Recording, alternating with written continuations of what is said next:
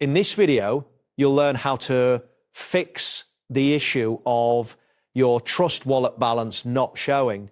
This guide will take you through a series of steps to ensure your wallet displays the correct balance. Begin by opening your preferred web browser.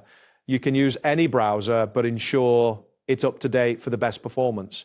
Once the browser is open, navigate to the search bar at the top of the window. Next, type in Google and press the Enter key.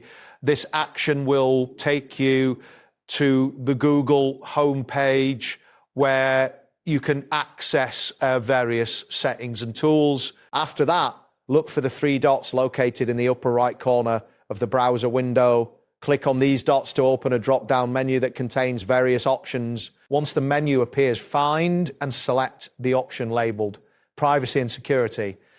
This will direct you to a new page where you can manage your browsing data and settings. On the Privacy and Security page, locate the option that says Clear Browsing Data. Clicking this will open a dialog box with options related to your browsing history and data. In the dialog box, you will see options for clearing data.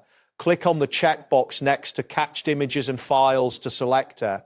This action is important as it can help resolve display issues in your wallet. Next, after selecting the cache option, look for the button that says Clear Data and click on it. This process may take a few moments depending on the amount of data stored in your browser. Once the data is cleared, open your Trust Wallet extension.